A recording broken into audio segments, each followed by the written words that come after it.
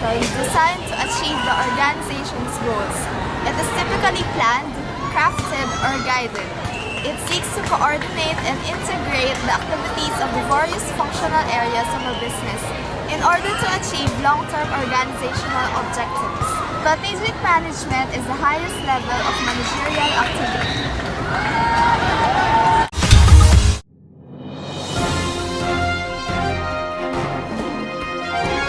Certainty.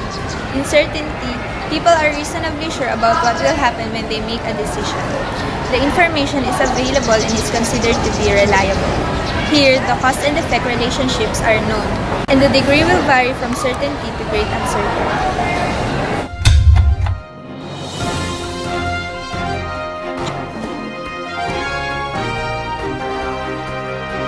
Mission statement provides a framework or context within which the company's strategies are formulated. Once you have created them, you need to put them into practice and spread the word. Effective mission statements start by cogently articulating the organization's purpose. You help tell others about what you stand and are committed to achieve.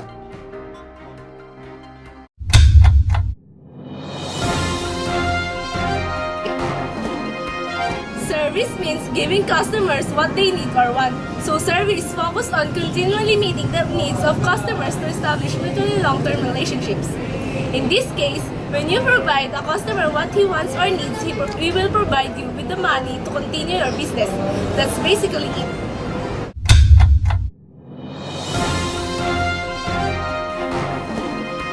In uncertainty, people have only a meager database. They do not know whether or not the data are reliable. They are very unsure about whether or not the situation may change.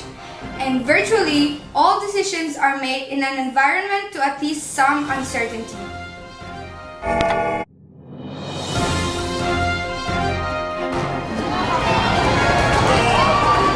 Webster defines globalization as the development of an increasingly integrated global economy, marked especially by free trade.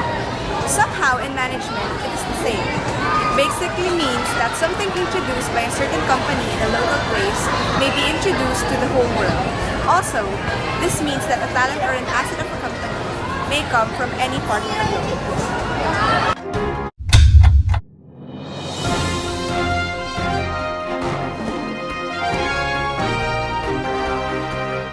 Non-program decisions are made in response to unusual opportunities and threats. It is non-routine decision-making. This means it's not made for big decisions that will affect an organization for a long time.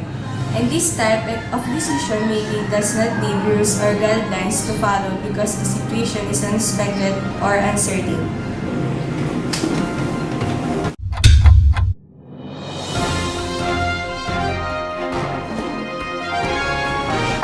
Managers are the senior executives of an organization. They are responsible for its overall management. They are often referred to strategic managers. They are supposed to focus on long-term issues and emphasize the survival and growth of the organization.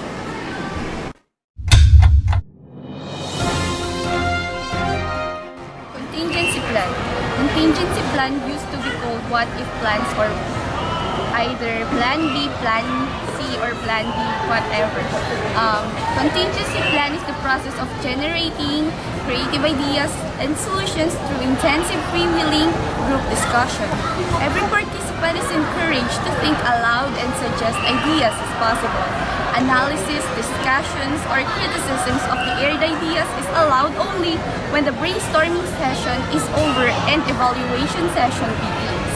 And criticism is withheld until all ideas have been proposed. Contingency plan.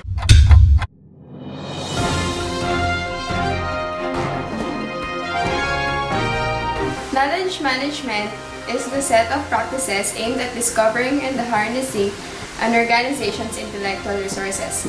It's about finding people that can give new and fresh ideas that could help a company grow. It's about utilizing the intellects to produce something that will be a great profit.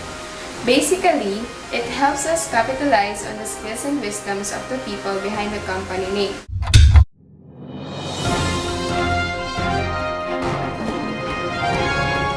Dealing with a lot of competition in business, a company must produce something new and fresh every now and then to appeal to the masses. As time passes by, people become more and more reliant on finding easier and more convenient ways to do things. As a company, one should have great innovation in order to stay in a business.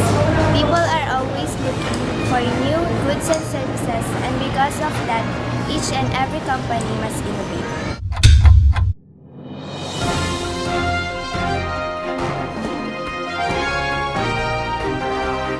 Risk is a fact of life in managerial decision making.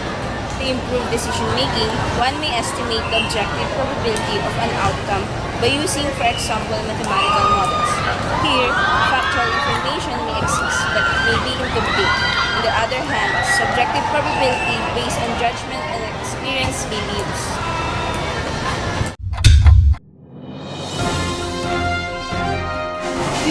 Groupthink is a phenomenon developed in groups and marked by the consensus of opinion. It evolves around a common desire to not upset the balance of the group of people by creating conflict.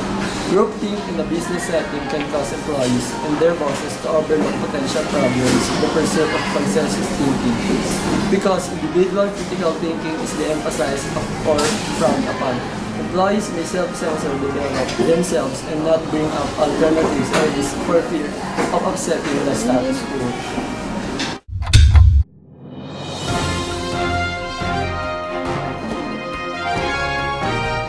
Program decision is a routine or repetitive decision that can be handled by established business rules or procedures.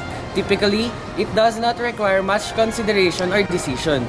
It can also be generally automated to ensure consistency and save time for decision makers. And here, decisions generally aren't costly to make.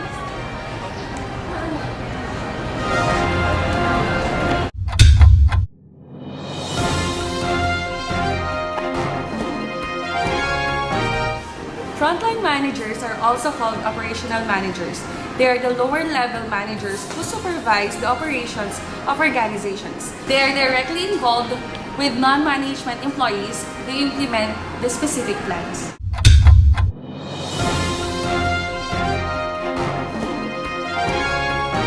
Devil's advocate is someone who, given a certain argument, takes a position he or she does not necessarily agree with for the sake of debate.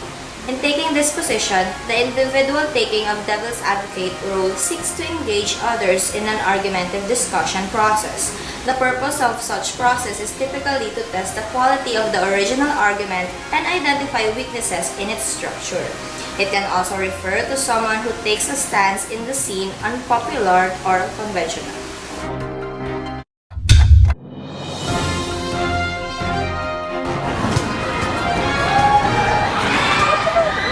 Specifying goals to be achieved by a company in the future. It also involves deciding on what steps you're supposed to take in order to achieve these goals. They say that planning is comparable with decision making. So in order to become a good planner, you must also be a good decision maker.